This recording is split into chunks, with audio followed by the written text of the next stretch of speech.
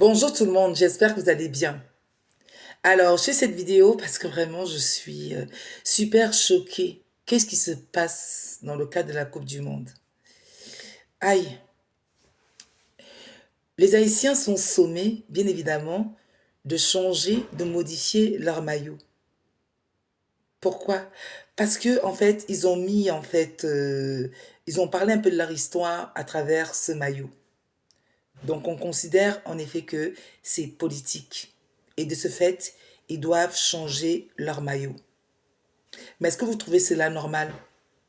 Mais il me semble que la France, le maillot de la France, il y a code sportif dedans. Mais pourquoi Haïti devrait changer? Pourquoi on devrait oublier l'histoire de Haïti? Hein? Donc, je pense que c'est un tout petit peu déplacé. Je ne sais pas ce que vous en pensez, vous. Moi, je trouve que c'est déplacé. Et en ce qui concerne les Africains, regardez le Sénégal. Comment est-ce qu'ils se sont fait malmener à l'aéroport des USA? Ils ont été contrôlés comme des terroristes. Ainsi que l'arbitre somalien qui a été jeté et brutalisé. En fait, je ne comprends pas. La Coupe du Monde. Hein? Pourquoi est-ce que les pays africains, vous participez encore à la Coupe du Monde? Pourquoi? Vous devriez plus participer. En réalité, on aurait dû boycotter. Personne n'aurait dû participer, que ce soit Haïti ou autre. Personne n'aurait dû participer, vu cette situation.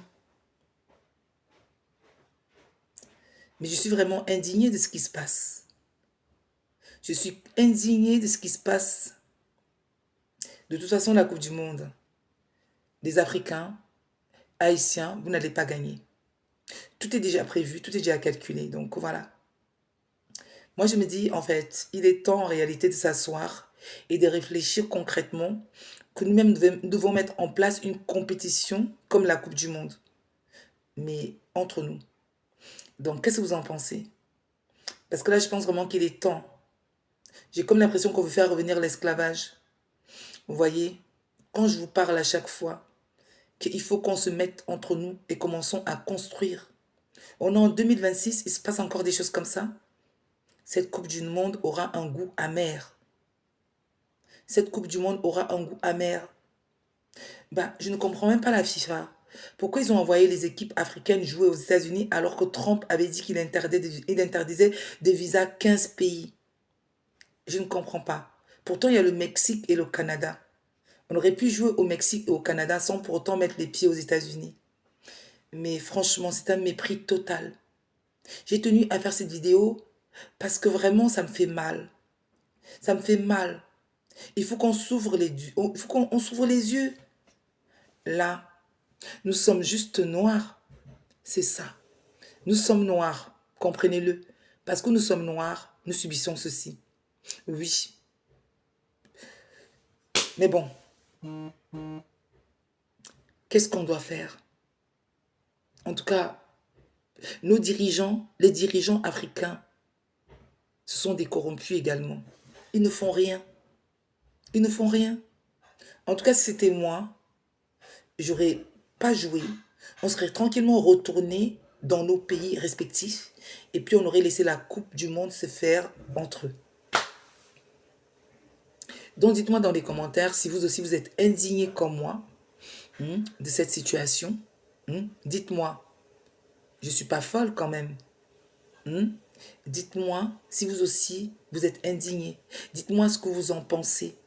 J'attends de vous lire dans les commentaires. J'ai envie de vous lire pour comprendre aussi votre point de vue par rapport à cette situation. Et comment vous sentez-vous par rapport à cette coupe du monde-là? Ok? Je vous attends dans les commentaires. Vous inquiétez pas, on fera encore un débat dessus. Et il est important qu'on en parle, les amis. On doit en parler. D'accord? Je vous embrasse. Et on se retrouve ce soir. Ce soir, je ferai le live sur la politique française, les élections présidentielles 2027. Nous commençons dès maintenant à parler des élections présidentielles et des différents candidats. D'accord? Je vous embrasse très fort et je vous dis à tout à l'heure. À tout à l'heure. Bisous.